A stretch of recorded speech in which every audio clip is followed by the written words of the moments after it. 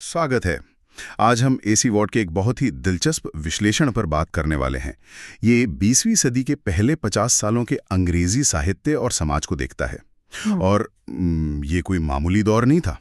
बिल्कुल नहीं। ऐसा कहा जाता है कि इन 50 सालों में इंसानियत ने शायद पिछली 500 सालों से भी ज्यादा उथल-पुथल देख ली थी। हाँ, मतलब एक तरफ तो हवाई जहाज, मोटर कार, यहाँ तक कि परमाणु शक्ति जैसी जबरदस्त वैज्ञानिक तरक्कियां हो रही थीं। और दूसरी तरफ दो विश्व युद्धों का वो भयानक विनाश। इसने तो लोगों के भरोसे और मूल्यों की पूरी नींव ही हिला के रख दी थी। और साहित्य, जैसा कि हमेशा होता है, वो इसी उथल-पुथल का आईना बन रहा था। तो आज हमारी कोशिश यही समझने की है कि वो क्या वजह थी जिनकी वजह से एक पीढ़ी की जो मजबूत मान्यताएं थीं, वो अगली पीढ़ी के लिए सिर्फ खोखले रीति रिवाज बनकर रह गईं। हाँ, विक्टोरियन युग की वो जो ठोस जमीन लगती थी जिस पर सब कुछ टिका हुआ था, वो 20वीं सदी में पैरों के नीचे से रेत की तरह कैसे खिसक गई। चलिए इसी की तह तक चलते हैं। तो इसकी शुरुआत होती है विक्टोरियन मानसिकता को समझने से। ये थी क्या असल में? देखिए, विक्टोरियन इंग्लैंड का समाज कुछ बहुत मजबूत स्तंभों पर खड़ा था। जैसे घर, संविधान, ब्रिटिश साम्राज्य और जाहिर है ईसाई धर्म। लोगों का इन पर एक अटूट विश्वास था। उन्हें लगता था कि ये संस्थाएं तो हमेशा के लिए हैं, पत्थर की लकीर है। लेकिन यहाँ एक दिलचस्प बात है। ऐसा लगता है कि उन्होंने इन संस्थाओं की साख को कभी परखा ही नहीं, बस मान लिया कि ये सही है क्योंकि ये हमेशा से थी। ये तो एक तरह का भूलापन हुआ, है ना? हाँ, भोलापन कह लीजिए या एक मासूम कमजोरी। और 20वीं सदी के नए विचारकों ने इसी भोलेपन को पाखंड का नाम दिया। उन्हें ये सब कुछ बनावटी लगने लगा। और इसी माहौल में जॉर्ज बर्नार्ड शॉ जैसे लेखकों का तूफान आया। बिल्कुल। शॉ का तो एक ही मंत्र था और वो आज भी उतना ही प्रासंगिक है। सवाल करो, हर चीज पर सवाल करो, जांचो परखो। तो ये विक्टोरियन सोच पर एक सीधा हमला था जो कहती थी कि कुछ चीजों पर सवाल नहीं उठाए जाने चाहिए। ये सिर्फ हमला नहीं था, ये तो एक धमाका था।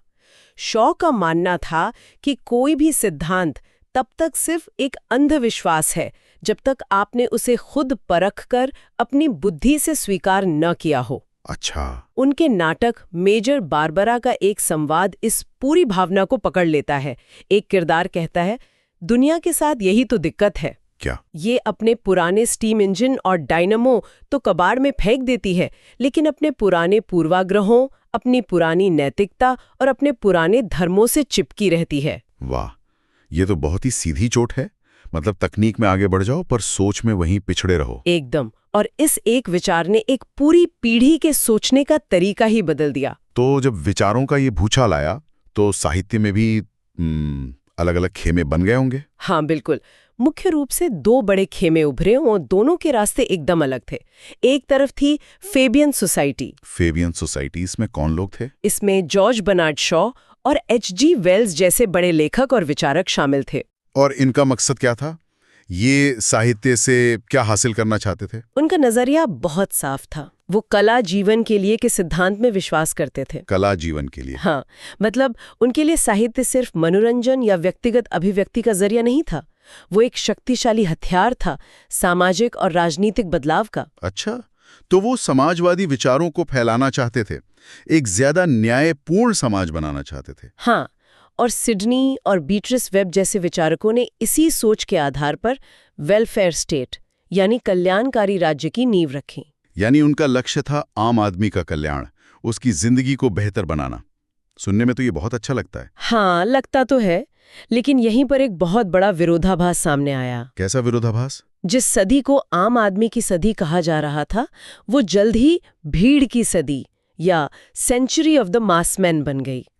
मतलब ये कि जिस सिस्टम को व्यक्ति की भलाई के लिए बनाया गया था, उसी ने धीरे धीरे उसकी अपनी पहचान छीन ली। वो आम आदमी बस एक भीड़ का हिस्सा बनकर रह गया, एक आंकड़ा। अरे, उसकी निजी खासियतें, उसकी अपनी सोच सब उस भीड़ में कहीं खो गई। ये तो बड़ी विडंबना है। बिल्कुल। व्यक्ति के कल्याण के लिए बनी व्यवस्था ने ही व्यक्ति की अहमियत को खत्म कर दिया। तो फिर दूसरा खेमा कौन था? जाहिर है वो इस सोच के खिलाफ होंगे। एकदम खिलाफ। दूसरा समूह था ब्लूम्सबरी ग्रुप। ब्लूम्सबरी ग्रुप, इसमें वर्जीनिया वुल्फ, E.M. फोर्स्टर जैसे नाम थे शायद। हाँ, और मशहूर अर्थशास्त्री J.M. कीन्स भी। इनका नजरिया फेबियन लोगों से एकदम मतलब एकदम ही उलट था। कैसे? वो मानते थे कि कला का मकसद समाज सुधार नहीं बल्कि कला खुद है, यानी आर्ट फॉर आर्ट सेक। कला कला के लिए? हाँ, उनके लिए कला की खूबसूरती, बौद्धिक बातचीत, व्यक्तिगत रिश्ते और तहजीब, ये चीजें समाज को बदलने से ज्यादा जरूरी थीं।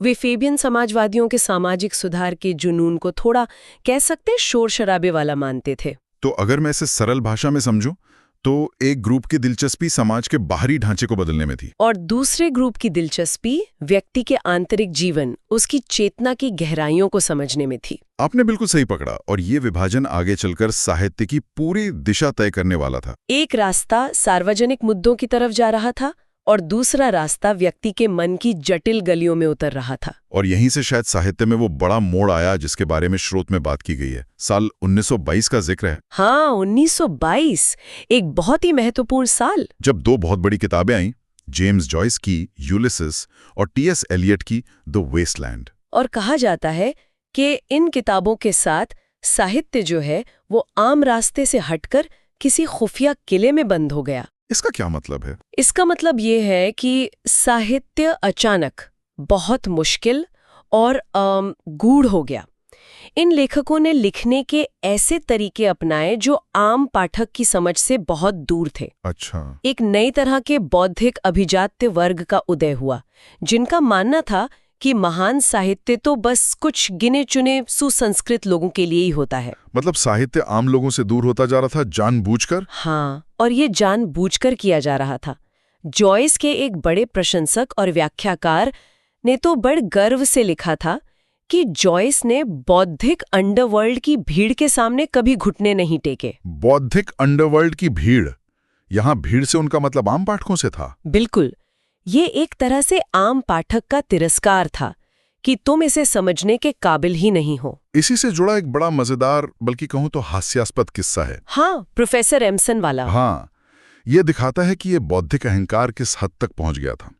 एक बहुत बड़े आलोचक थे प्रोफेसर विलियम एम्सन, और हमने टी.एस. एलियट की एक कविता के कुछ पंक्तियों पर एक बहुत ही जटिल और गहरा अकेडमिक सिद्धांत बना डाला। हाँ, उन्होंने उन पंक्तियों के व्याकरण, उनके विराम चिन्हों के आधार पर उनकी अस्पष्टता और गहराई की बहुत तारीफ की। पन्नों के पन्ने लिख डाले इस पर कि कवि ने कैसे जानबूझकर भाषा को तोड़ मरोड़ कर एक गहरा अर्थ पैदा किया है। और फिर क्या हुआ? कहानी में असली मोड़ तो अब आता है। बाद में पता चला कि जिस गहरी स्पष्टता की प्रोफेसर एम्सन इतनी तारीफ कर रहे थे, वो कवि की देन थी ही नहीं। तो फिर वो असल में एक प्रिंटर की गलती थी। प्रिंटिंग प्रेस में किसी ने गलती से 2 लाइनों के विराम चिन्हों को आपस में बदल दिया था। आप मजाक कर रहे हैं? मतलब एक इतने बड़े प्रोफेसर ने एक प्रिंटर की गलती पर पूरा एकेडमिक सिद्धांत खड़ा कर दिया? बिल्कुल, ये घटना दिखाती है कि चीजें कितनी बेतुकी हो सकती हैं। अत्यधिक बौद्धिक आलोचना कभी-कभी असलियत से इतनी दूर चली जाती है कि वो खुद अपना ही मजाक बना लेती है और साहित्य को आम इंसान के अनुभव से पूरी तरह काट देती है। स्रोत इसके लिए एक बहुत तीखा शब्द इस्तेमाल करता है, सेरिब्रल इंसेस्ट, यानी बौद्धिक अंतःप्रजनन। बौद्धिक अंतःप्रजनन? इसका मतलब है कि अकादमिक लोग बस आपस में ही एक दूसरे के लिए लिख और पढ़ रहे थे, जिनका बाहरी दुनिया से कोई लेना देना नहीं था। साहित्य जब आम जिंदगी से कट जाता है तो वो विश्वविद्यालयों के लिए बस एक दिमागी कसरत बनकर रह जाता है, जिंदगी को समझने का जरिया नहीं। और जब बुद्धिजीवी इन बहसों में उलझे हुए थे, तब असल दुनिया में एक ऐसी हकीकत सामने आ रही थी जिसे कोई नजरअंदाज नहीं कर सकता था, विश्व युद्ध। हाँ, और इस भारी उथल पुथल का साहित्य पर बहुत गहरा असर हुआ। पहले विश्व युद्ध के बाद क्या हुआ? उसके बाद तो जैसे युद्ध विरोधी किताबों की बाढ़ आ गई। इन किताबों में मोह भंग की भावना साफ दिखती थी।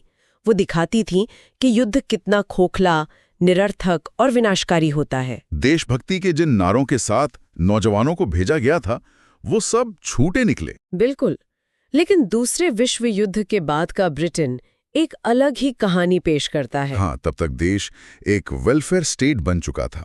लोगों के पास पैसा था, सामाजिक सुरक्षा थी, स्वास्थ्य सेवाएं थी, घर थे, मतलब वो सब कुछ था जिसका सपना फेबियन समाजवादियों ने देखा था। हाँ, कागज पर तो ये एक आदर्श स्थिति थी, एक तरह का यूटोपिया।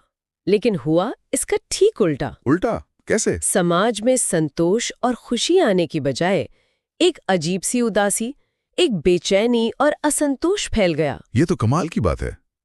मतलब लोगों को वो सब कुछ मिला जिसका उन्होंने सपना देखा था, और फिर भी वो नाखुश थे। ये तो समझ से बाहर है। ऐसा क्यों हुआ? यही सबसे बड़ा सवाल था। ऐसा लगा कि जैसे ही लोगों की जिंदगी से बाहरी संघर्ष, जैसे गरीबी या बीमारी का डर खत्म हुआ, उनका ध्यान अपने अंदर के खालीपन पर चला गया। अच्छा। अपराध और वेश्यावृत्ति, जिन्हें हमेशा गरीबी का नतीजा माना जाता था, वो समृद्धि के दौर में पहले से कहीं ज्यादा बढ़ गए।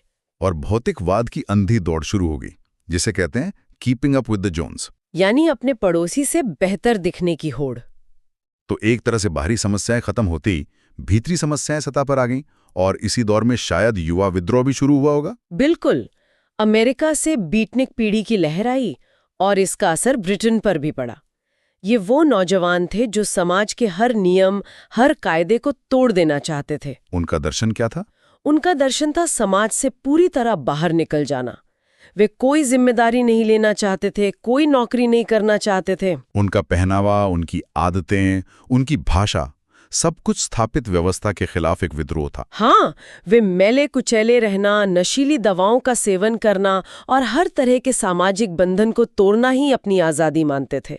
ये सत्ता के प्रति एक गहरे तिरस्कार का दौर था। और इस तिरस्कार का असर कला और साहित्य पे भी पड़ा होगा, खासकर व्यंग्य पर। हाँ, व्यंग्य, जो हमेशा से एक बहुत ही उच्च साहित्यिक कला मानी जाती रही है, उसका स्तर बहुत गिर गया। व्यंग्य का असली मकसद तो समाज की बुराइयों पर बहुत ही बुद्धिमानी से चोट करना होता है, ताकि सुधार हो सके। लेकिन उस दौर में व्यंग्य सिर्फ मजाक उड़ाने, उपहास करने और किसी की इज्जत उतारने का जरिया बन गया। मतलब एक उच्च कला का बहुत ही सस्ता और अपमानजनक रूप। हाँ, जिसका एकमात्र मकसद था किसी भी प्रतिष्ठित व्यक्ति या संस्था का मजाक उड़ाकर सस्ती लोकप्रियता हासिल करना।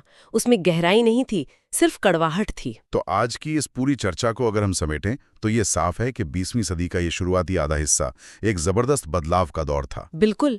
हम विक्टोरियन युग की दृढ़ निश्चितता से चले और आधुनिक युग के गहरे सवालों और अनिश्चितताओं तक पहुंचे। हाँ, हमने देखा कि कैसे साहित्य जो कभी पूरे समाज के लिए होता था, वो कुछ बुद्धिजीवियों के लिए गूढ़ पहेली बन गया। और कैसे संस्थाओं पर अटूट विश्वास की जगह गहरे मोहभंग और विद्रोह ने ले ली।